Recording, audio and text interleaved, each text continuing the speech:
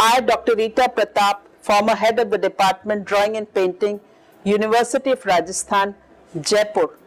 I am going to speak on the history of Japanese painting. Module 34, Provincial and Rural Artists. To prevent peasants from becoming corrupted by the money economy that ruled urban life, the government restricted their movement and contact with city dwellers.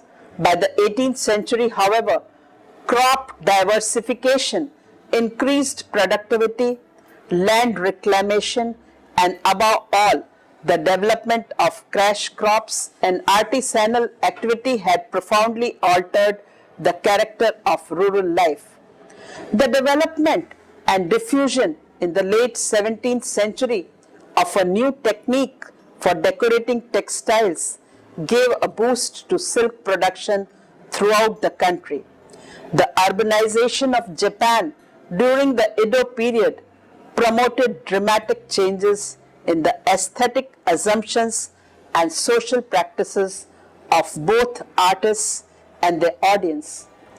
Until the late 16th century, art was a realm of experience limited to the privileged few. Sari culture was an important source of income for many farm families. Farmers and rural craftsmen were involved in the creation of utilitarian lacquer and ceramics. Outside Kyoto and Edo, the most lavishly decorated lacquer was produced in Kanazawa. In the 17th century, when Japanese population was roughly 30 million, of whom 80% were peasants, rice cultivation was the backbone of the national economy. To prevent peasants from becoming corrupted by the money economy that ruled urban life, the government restricted their movement and contact with city dwellers. By the 18th century, however, crop diversification, increased productivity, land reclamation, and above all, the development of cash crops and artisanal activity had profoundly altered the character of rural life. This trend was accelerated by feudal lords who recognized the benefits of economic diversification. To promote development of regional crafts in their castle towns and surrounding areas, many hired specialists in painting, lacquer, textile, and ceramics to instruct local artisans in the latest styles and techniques. Growing contact with urban artists and merchants and the resulting mutual currents of influence fostered national cultural homogeneity, even as it intensified regional cultural pride. Sari culture was an important source of income for many farm families. Wherever mulberry trees on which to feed silkworm would grow, both in Kansai and the Kanto. During the 17th century, craftsmen in Kyoto, Nishijin district had a monopoly on the production of the sumptuous fabrics for the court and feudal elite. After 1730, when 3,000 of the Nishijin district's estimated 7,000 looms were destroyed by fire. However, silk spinning and weaving flourished in many regions, often under the patronage of local daimyo. In Kanto, Kiryu in modern Guma Prefecture and Ashikaga, Toshigi Prefecture became specially noted for their luxury silks. The development and diffusion in the late 17th century of new techniques for decorating textiles gave a boost to silk production throughout the country. Chief among these was a sophisticated method of paste-resist dyeing known as Yuzen, after Miyazaki Sai, a Kyoto fan painter whose intricate textile designs were the rage in the Genroku era.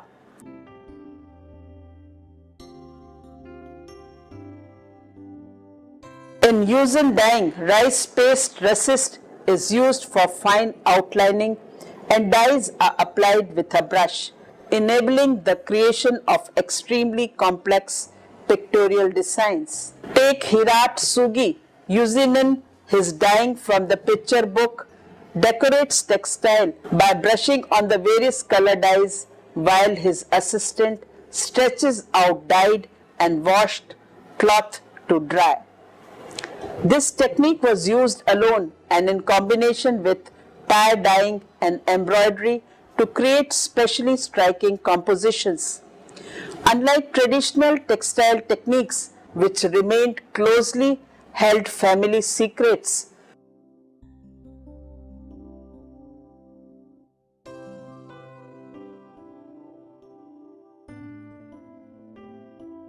Ninsei's technique and designs were rapidly diffused through printed books, the earliest of which was published by a student in 1688. Within a century, intricately patterned and richly colored Yetizen style fabrics had become a specialty of Kanazawa, the seat of the Maeda domain. Both cost and sumptuary laws restricted silken apparel to members of the court and samurai elite, while garments made of bast fibers such as hemp, rami, jute, and linen were still worn by peasants in some regions. Over the course of the Edo period, they were gradually replaced by ones made of cotton. Because it was easier to process and dye, warmer and more comfortable than bast fiber, cotton was also in demand in the city. Cotton was an important crop around Osaka and Kyoto.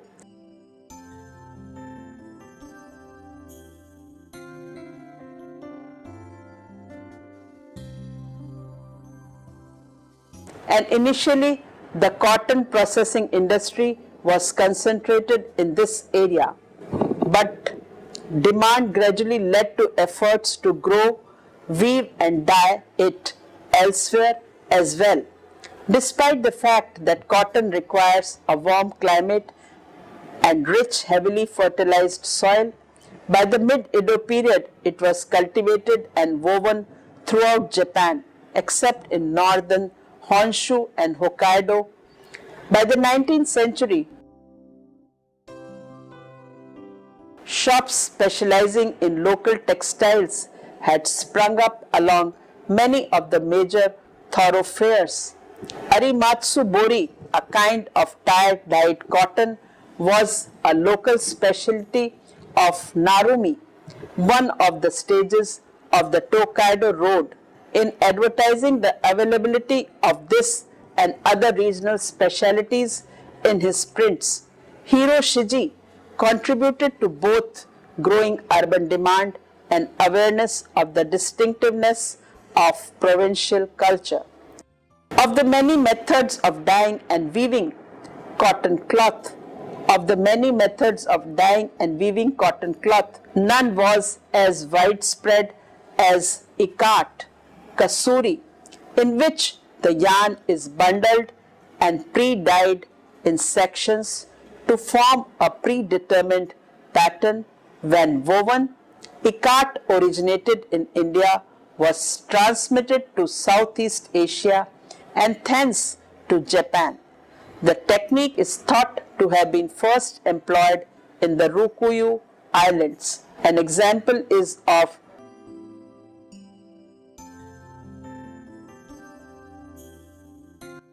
Okinawan Kimino indigo dyed cotton with stripped ikat pattern. After 1611, when the islands became a vassal state, cotton and bast fiber ikats became much prized articles in the annual tribute sent to the Tokugawa shoguns in Edo.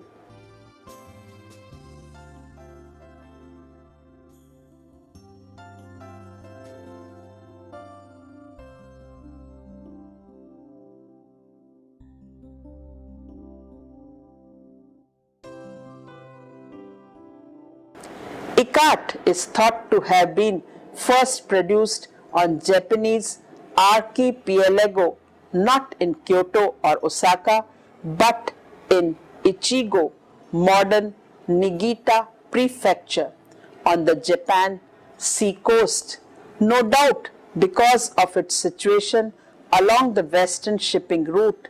By the end of Edo period, however, the technique was in widespread use and nearly every region had developed a distinctive range of colors and patterns. Garments with the distinctive strips, checks, and other patterns produced using this technique were in great demand among the fashion conscious people of Edo. Three of the beauties in Kiyonaga's enjoying the cool in the evening beside the Sumida River.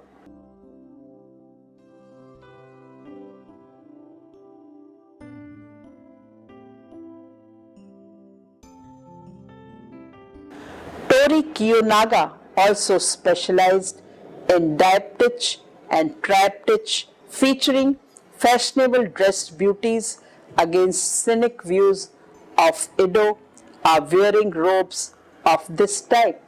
The ancient technique of ikat was often used to create bold designs.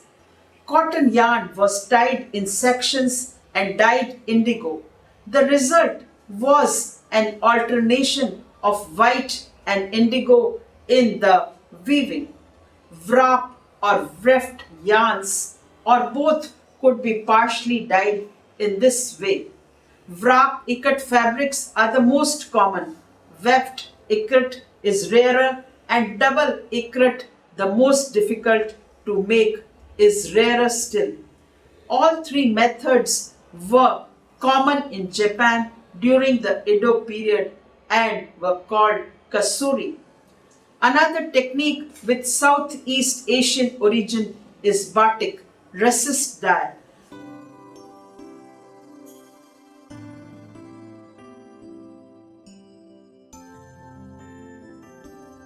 Which, using only dark and light indigo on white, nevertheless provided a great variety of designs for peasant wear. An example is found of a roaster and flowering tree, cotton panel, originally a bed cover, resist dye on an indigo ground and mounted as a double screen, 19th century. Humbler still are the branded and stripped fabrics which combine cotton yarns of different colors in a straight weave. Home dyers also used a paste resist method which seemed to have been derived from 12th century China. A mixture of boiled glutinous rice and rice bran was applied through a tube or poured or stenciled onto the cloth, which was then dyed. The process could be repeated with several colors, giving a splendid polychrome effect. The Art Gallery of Greater Victoria in British Columbia, Canada, has some good examples of the folk art. Clearly, a strong awareness of beauty and design was present in Japanese society at every level. A few examples of the type are as follows. A striking robe made for a courtesan uses gold foil for dramatic effect. An example is found of a courtesan kosod short-sleeved robe, gold thread response and embroidery, Edo. This features a hawk and a dragon in action and is made of velvet, a European fabric whose novelty coupled with the remarkable design must have achieved the desired startling effect. Another example is from a shogunal household and shows the sophistication of these techniques. Embroidery has been used to accent the flower and leaf shapes.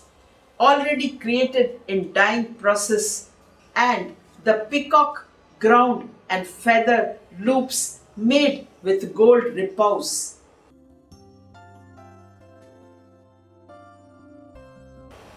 Detail of a peacock on corsord, short-sleeved robe, gold thread repose and embroidery, and belonging to Edo period. All the farmers and rural craftsmen were involved in the creation of utilitarian lacquer and ceramics. In many areas, production of such valuable commodities was implemented by feudal lords for sale or gift giving in Edo. Outside Kyoto and Edo, the most lavishly decorated lacquer was produced in Kanazawa, the seat of the Maeda domain. In 17th century, the Maeda Toshitsune 1593-1658, the third lord of Kaga, invited the lacquerer Igarashi Doho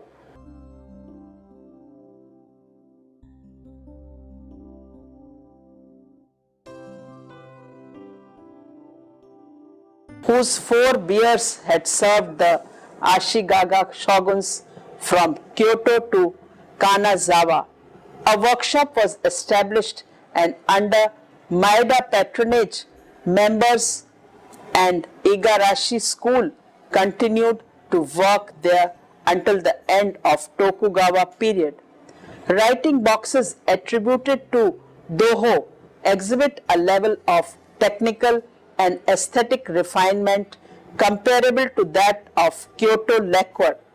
Box for writing utensils, 17th century lacquer, metal, and mother of pearl of wood, and is at present in the Ishikawa Prefectural Museum. On this writing box artifact, Igarashi created by combining lacquer, sheet metal, and inlaid mother of pearl, an elaborate technique characteristic of the lacquer produced in Kanazawa. Both the lacquer and textiles produced in Kaga have a strong Kyoto flavor owing to the Maeda's admiration for the city's aristocratic tradition.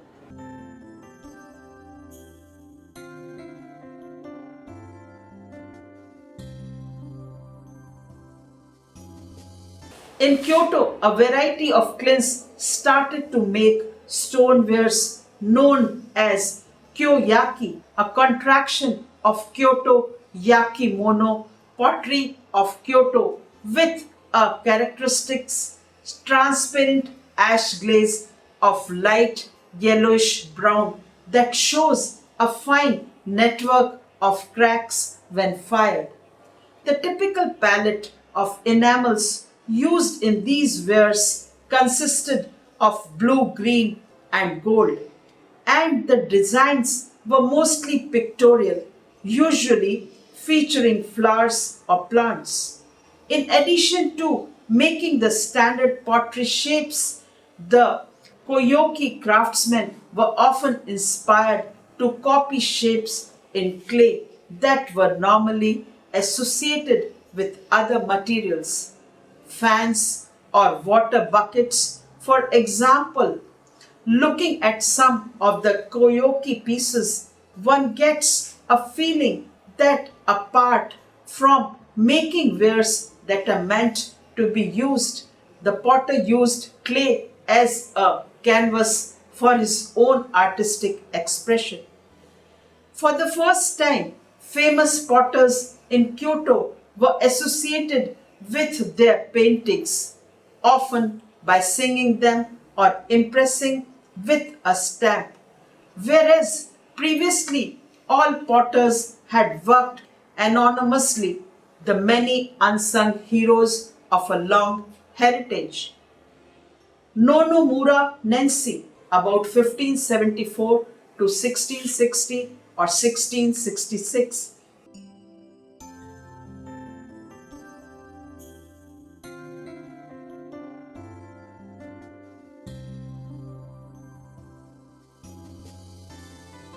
was one of the earliest to develop the Kaioki wares. He borrowed subjects freely from the Kano and Rinpa schools of decorative painting, which were thriving at the time. Using exuberant colors and expressive designs that in his hands were carefully controlled with taste and skill. An example is of a tea storage jar by Nonomura Ninsei and at present in the Tokyo National Museum.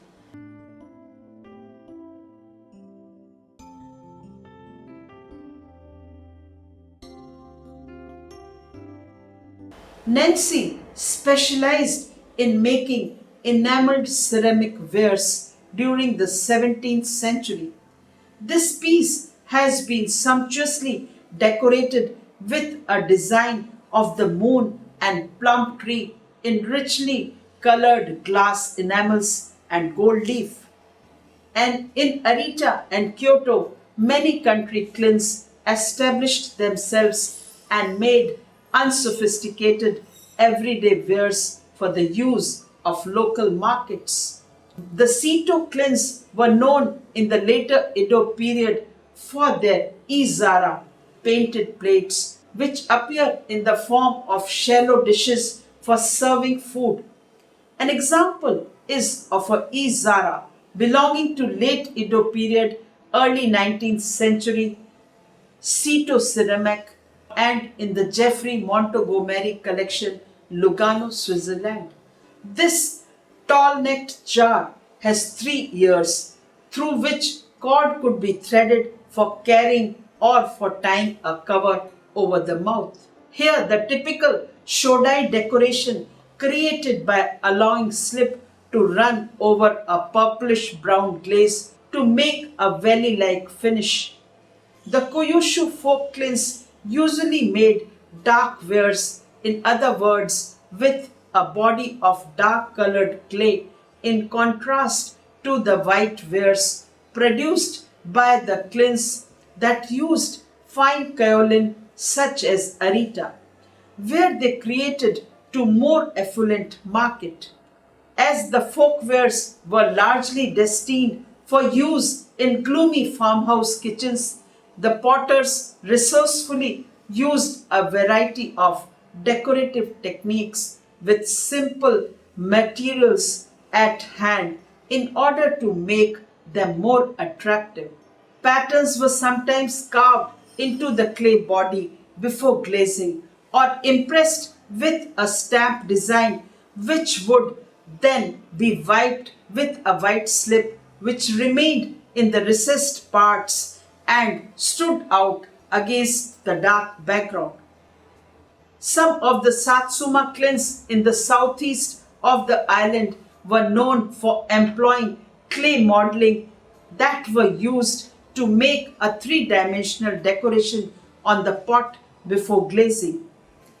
An example is of a Satsuma ware bottle collection of Jeffrey Montgomery Lugano Switzerland belonging to Edo period dated to 18th century.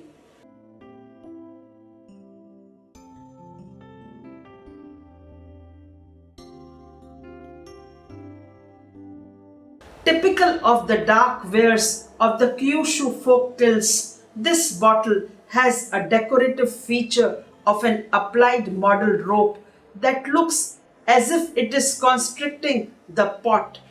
The dark glaze has been softened by the touch of a thin, light-colored feldspathic over glaze above the roped waist.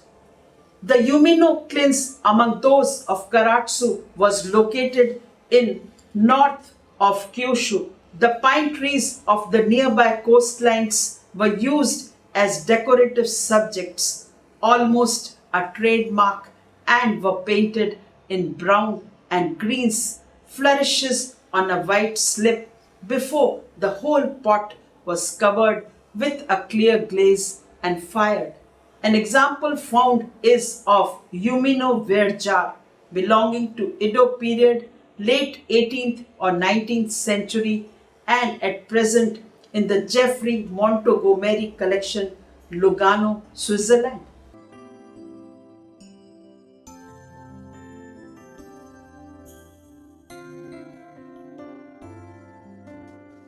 This large, wide-mouthed jar shows the typical painted decoration of an auspicious old pine tree in brown and green on a light-colored slip. An effective touch can be seen here where the potter has used his finger to remove most of the slip at the bottom part of the pot, but leaving just a few trails for interest before covering all with a transparent glaze. Without any artistic training, the potters who made these common wares took their inspiration from what they saw around themselves: trees and plants, a rabbit or horse, sometimes with simple inscriptions and always executed with a fresh, light-hearted touch that makes one like to imagine that they lived carefree Arcadia. In Kyushu, a bewildering number of folk kins were established throughout the north and west of Ireland, partly under the influence of the large number of Korean potters that had arrived after Hideyoshi's military incursions. The Shodai clans in Kumanomoto Prefecture were established by two potters who had moved from Egano in the early 17th century and there started to make domestic wares using Korean techniques but adapting them to Japanese taste. The bodies are usually of a dark clay and have beautiful glazes that range in color from white to umber and a pale blue purple, which were applied in a very liquid form so that they form a semi-translucent veil draping the pot. An example titled Shodai Ware Jar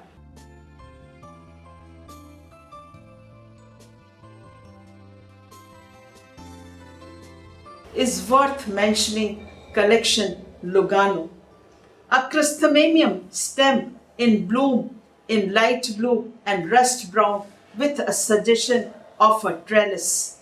The whole piece is coated with light cream colored, finely crackled glaze. Traces remain of the 5 spurs that separated the stacked plates while being fired in the kiln. The small flat plates known as Andonzara, lantern plates, which were used to catch any falling wax or oil. An example of the above type is Andonzara, late Edo period, early 19th century, Seto Ceramics, Jeffrey Montgomery Collection, Lugano.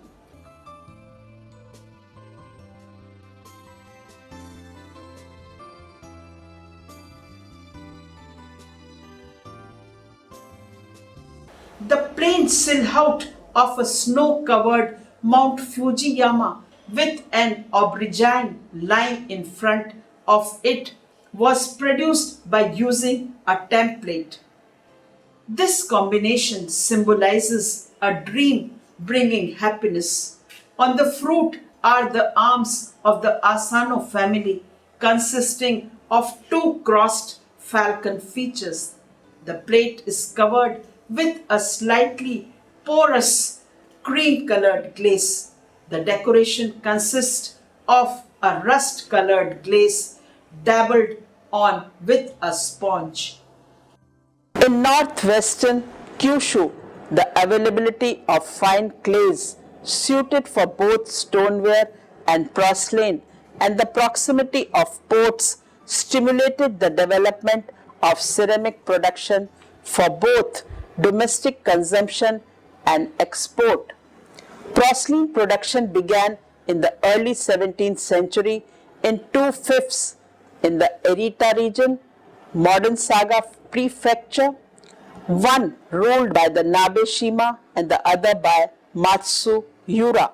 The Nabe-shima clans, carefully supervised by clan officials, were renowned for the high quality of their porcelain plates and other tablewares painted in overglaze enamels. The strong pictorial quality of the decoration reflects the influence of painting manuals or of textile and lacquer design books. An example is of a plate with flower and rock motif.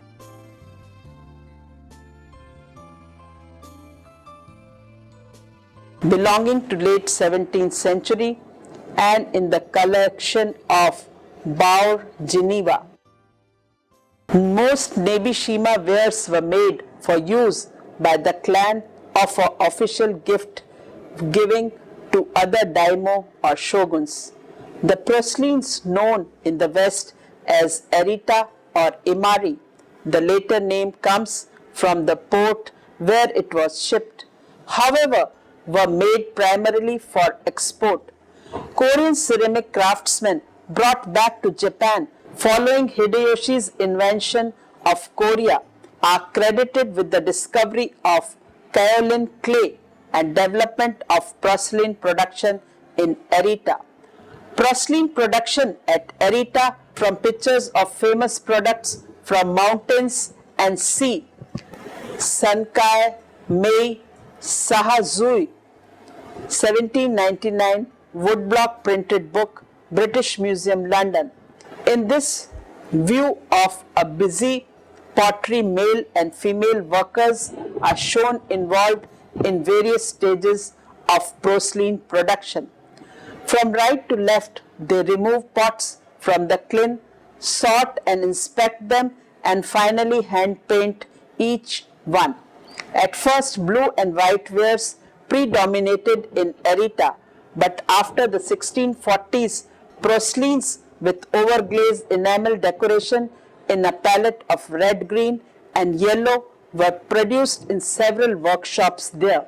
Among these is Kakiemon ware, named after the family credited with the developing its enameling technique. Kakiemon ware, which was made in shapes and sizes reflecting European taste, is distinguished by its translucent milky white body and dazzling colors. Covered porcelain bowl with decoration of birds and flowers. It is of a 18th century Arita ware Kakiemon type and at present in the Asia Society, New York. One of 12 or 13 kilns in the Arita area specializing in export wares. The Kakiemon kilns made porcelains of the highest quality. All the blue and white wares were also produced. Kakiemon wares were specially renowned for their fine white bodies and delicately painted bird and flower decoration.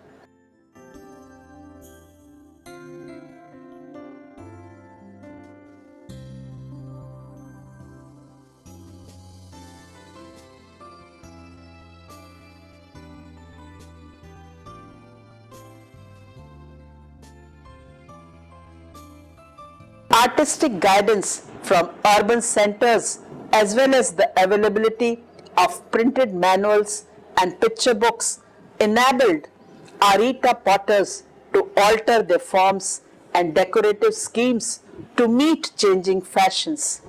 In the 1830s and 1840s, potters inspired by the intensified interest in the world beyond Japan's shores began producing at the Oboyama kilns in Arita. Large platters decorated with imaginative maps of Japan and the world. Platter decorated with map of Japan belongs to 1830-40. It is a blue and white ware and at present in the Fogg Art Museum, Harvard University, Cambridge, Mass.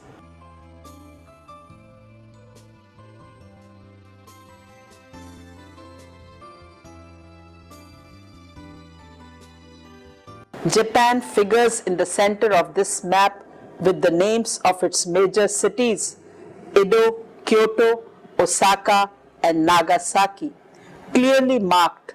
Beyond the rolling seas to the right are North and South America, and to the left the Asian continent with Korea, Russia, India, and other regions identified by name.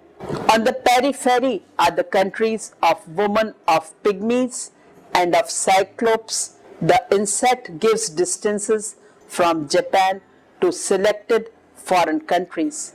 By the time these platters were produced, advances in cartography had led to the creation of geographical accurate maps of Japan and the world. In the year 1810, Endo Denzan, working under the auspices of Matsu Daira Sadanobu, had issued a copper plate engraving of a map of two hemispheres based on a European model of 1780. Such maps were not readily available to the public. However, sightseeings of Russian and American ships had made the Tokugawa government